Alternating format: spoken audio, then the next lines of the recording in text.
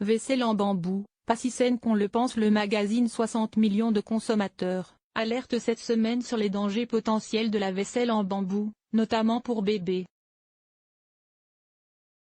Car ces alternatives au plastique comprennent elles aussi des composants toxiques. Considérés comme plus écologiques, les assiettes, bols et autres couverts en bambou ont le vent en poupe, puisque le plastique est de plus en plus décrié. Seulement voilà, si le plastique n'est plus fantastique, le bambou n'est pas si fou. Pour preuve, comme le souligne le magazine 60 millions de consommateurs, la Direction générale de la concurrence, de la consommation et de la répression des fraudes, DGCCRF, a fait part de plus d'une dizaine de rappels ces derniers mois au sujet de vaisselle pour bébés, de boîtes pique-nique ou de lunchbox en bambou. La DGCCRF pointe généralement dans ses rappels une migration de composants, vers les aliments et un risque chimique, déplore le magazine de consommateurs. Car le bambou, au contraire du bois brut, nécessite d'être aggloméré pour aboutir à une fourchette, une cuillère ou une assiette. Agglomération qui requiert un liant, en l'occurrence généralement de la mélamine, c'est-à-dire une résine plastique de mélamine formaldéhyde.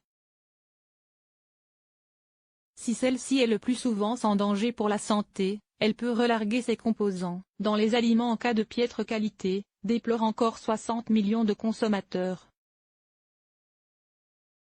Or, au-delà des seuils autorisés de migration, la mélamine peut être toxique pour les reins, et le formaldéhyde est reconnu cancérogène, ajoute le magazine. Celui-ci rapporte une enquête de la DGCCRF datant de 2013, laquelle avait conclu un taux d'anomalie de 13,8% sur les objets en bambou, avec par exemple la migration de formaldéhyde. Des anomalies qui s'expliqueraient par une mauvaise maîtrise du processus de fabrication. Le magazine de défense des consommateurs regrette qu'aucune réglementation n'encadre la poudre de bambou, et se demande s'il ne faudrait pas, au nom du principe de précaution, interdire purement et simplement la vente de vaisselle en bambou, comme l'Autriche l'a déjà fait. Mi-novembre, l'Institut fédéral allemand d'évaluation toxique des risques, BfR, avait déjà pointé du doigt la dangerosité potentielle des mugs, tasses et autres récipients en bambou, dans une nouvelle étude.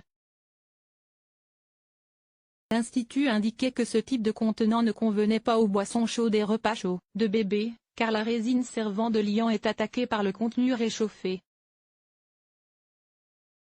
Le BfR soulignait par ailleurs que ces récipients considérés comme écologiques ne le sont pas tellement puisque le mélamine formaldéhyde n'est pas biodégradable.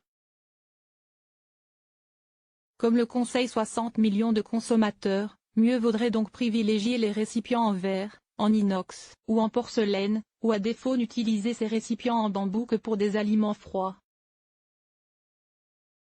Source : 60 millions de consommateurs.